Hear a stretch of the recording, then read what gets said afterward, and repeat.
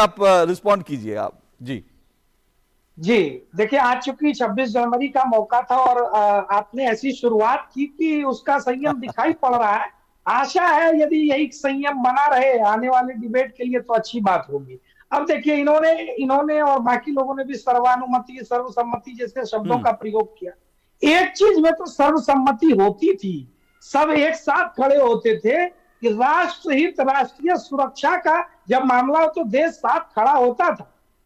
इंदिरा जी प्रधानमंत्री थी, युद्ध लड़ रही थी, अटल जी कंधे से कंधा कदम से कदम जुबान से जुबान मिलाकर साथ खड़े थे।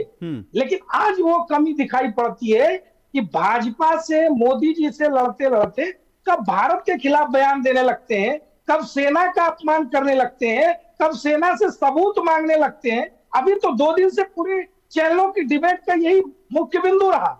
तो थोड़ा इसका आत्मचिंतन आज 26 जनवरी के दिन कांग्रेस पार्टी को करना चाहिए और जो चीजें छुपा छुपा कर घुमा फिरा कर कही जा रही थी उस पर स्पष्ट तौर पे चिंतन करना चाहिए। बहुत कुछ शुरुआत आपने की, लेकिन तुलना तो लोग कर रहे हैं 8 बनाम 60 की।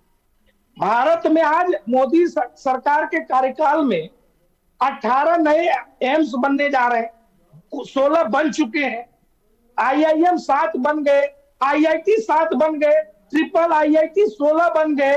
नए मेडिकल कॉलेज पूरे देश भर में हर जिले में हो उसकी पूरी योजना प्रारंभ कर दी गई और 157 जगहों पर बनकर तैयार हो पर जयराम जी, विद्यालय 62 बन गए। जयराम जी, तो आज जनता पूछ रही है, जनता इसको भी तुलना करेगी। ठीक है जयराम जी, नहीं जयराम जी मैं बात पूरी कर लूं। ओके, थोड़ी सी और बात में दूसरी इन्होंने बहुत अच्छी बात उठाई ऊर्जा जरूरतों की। इन्होंने पेट्रोलियम प्रोडक्ट्स को लेकर बात कही।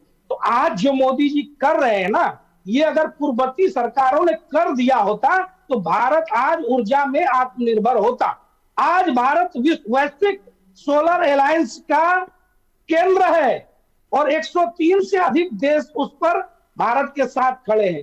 भारत जिस प्रकार से इलेक्ट्रिक व्हीकल को पिछले 8 वर्षों में बढ़ावा मिला है और वैकल्पिक ऊर्जा के क्षेत्र में भारत ने जो अभूतपूर्व प्रगति हासिल की है, उसको लेकर के एक बार फिर से सोचने की जरूरत है। और जहां आपकी भी सरकारें हैं उनको कहिए कि इसमें खुल करके केंद्र सरकार की मदद करे। आज बहुत बड़ा परिवर्तन आने जा रहा है। ओके जी, ठीक है। मैं कंपैरिजन को नहीं जाना चाहता था, लेकिन ठीक है आपने अपनी बात रखी। लेकिन एक बात वो बार बार कह रहे हैं कि भाई जो छोटे उद्योग हैं उनको बढ़ावा मिलना चाहिए था। पेट्रोलियम वाली बात पे आपने रिएक्ट किया, ठीक है, अगर छोटे उद्योगों को बढ़ावा मिलना चाहिए था। हो क्या रहा है कि क्योंकि मैं बहुत ज्यादा आज पुरानी बातों में नहीं जाना चाहता, लेकिन मैं ये देख रहा था कि आत्मनिर्भर भारत की जब बात हुई है तब विपक्ष की ओर से कई नेताओं ने आरोप लगाया कि भाई आत्मनिर्भर भारत की बात तो बीजेपी करती है, लेकिन दरअसल कुछ कारोबारियों जो है वो बढ़ जाते हैं, बाकी लोग पीछे छूट जाते हैं। देखिए, आत्मनिर्भर भारत के तहत 12 मई 2020 को तकरीबन 20 लाख करोड़ का पैकेज इस सरकार ने उसकी घोषणा की और उसको तमाम क्षेत्रों के लिए दिया, जो भारत की जीडीपी का करीब 10% है। पर जयराम जी उस पर सवाल उठते हैं, पर जयराम जी उस पर सवाल उठते हैं कि वो चीजें कहां है, वो ग्राउंड पर लोग सवाल उठा रहे हैं कि कहां है वो पैकेज। मैं उसका उत्तर दे देता हूं। जाकर गांव-गांव में मनरेगा के मजदूरों से पूछिए जिनको 40,000 करोड़ प्रतिवर्ष बढ़कर के पैकेज मिला है।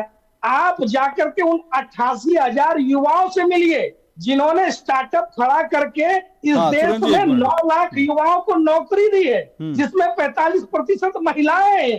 तो ये कहना कि 2-4 उद्योगपतियों की ओर इशारा करना, तो फिर से पलटवार जब होगा तो बात निकल कर आएगी। अभी तो एक उद्योगपति का इंटरव्यू भी आया कि उन्होंने किसके कार्यकाल में शुरुआत की थी और कहां से कहां गई बात। तो अपने देश के उद्योगपतियों से नफरत और विदेशी कंपनियों से साठगांठ ये नहीं चलेगा। साठगांठ जैसे